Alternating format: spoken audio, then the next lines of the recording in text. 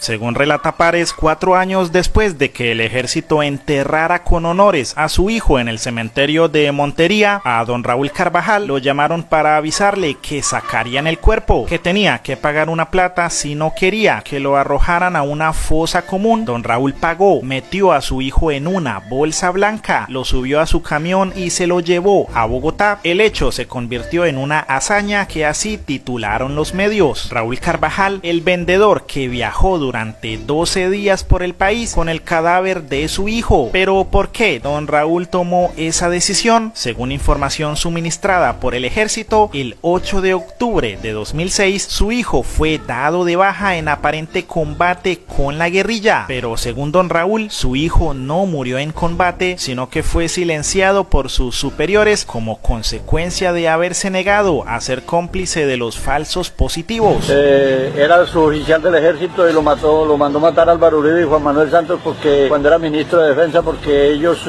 lo mandaron a asesinar a los muchachos de Soacha y él no se prestó para asesinar a los muchachos porque él me llamó personalmente el 20 de septiembre de 2006, me llamó a las 8:38 minutos de la mañana y me dijo: papi, ¿cómo está? Y le dije: bien, ¿y usted cómo le ha ido? Y cuando terminamos de hablar, que hablamos 4 minutos, me dijo a mí por preguntarle que cómo estaba eso por allá y me dijo: esto está muy feo, a mí me mandaron a matar 2 muchachos para hacerlo pasar como guerrilleros muertos en combate y yo no quise matarlos y entonces me voy a retirar. A los 18 días me lo entregaron torturado, señales de estar amarrado de pies y manos, con todo golpeado, porque ahí un teniente me mandó decir a mí cómo que lo habían torturado en el batallón Ricaurte de Bucaramanga y ahí lo habían sacado en un helicóptero, le pusieron suero y lo sacaron en un helicóptero a una montaña para hacer una película para decir que lo había matado la guerrilla. Inicialmente, don Raúl fue a pedirle ayuda a Uribe en la finca del Ubérrimo y con la pancarta de su hijo en el pecho le pidió que le pusiera un abogado y que reabriera el caso. Porque Álvaro Uribe fui yo personalmente a la finca del Ubérrimo en Montería y le llevé unas pancartas, le llevé unos papeles y yo lo que quería era que se pusieran unos investigadores para que se investigara la muerte de mi hijo porque yo pensaba que había sido muerto por los mismos compañeros y cuando se dio cuenta que yo sindicaba a Álvaro Diego Tamayo, ellos que era el decán de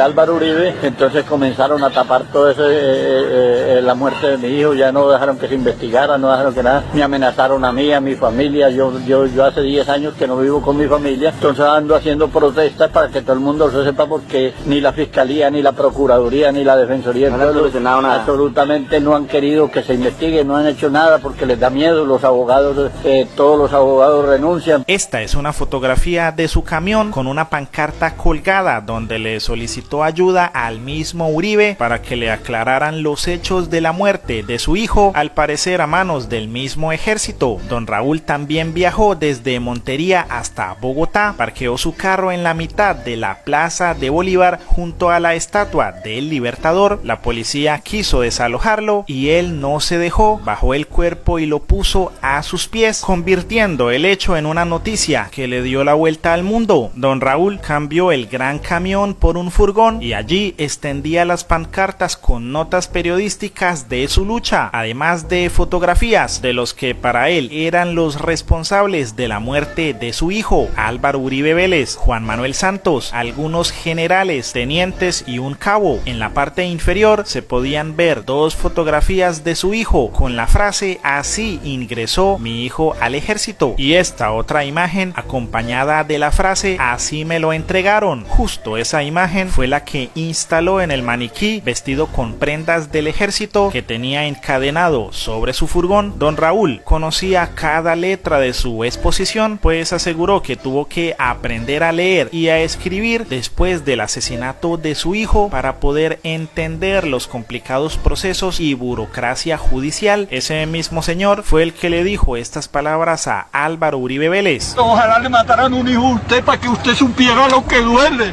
la muerte de un hijo, cuando un hijo es bueno. Pero ustedes son unos asesinos, porque si ustedes no tuvieran que ver con el asesinato de mi hijo, ¿qué hubiera pasado? Ustedes hubieran dejado que se investigara. Y yo personalmente a usted le entregué una carta en la finca del Ubérrimo. ¿Sí o no se la entregué? Después hice una protesta en una inauguración de un colegio infantil. Después le hice una protesta a usted en el centro de convenciones. Y ustedes no han querido dejar que se esclarezca el asesinato de mi hijo.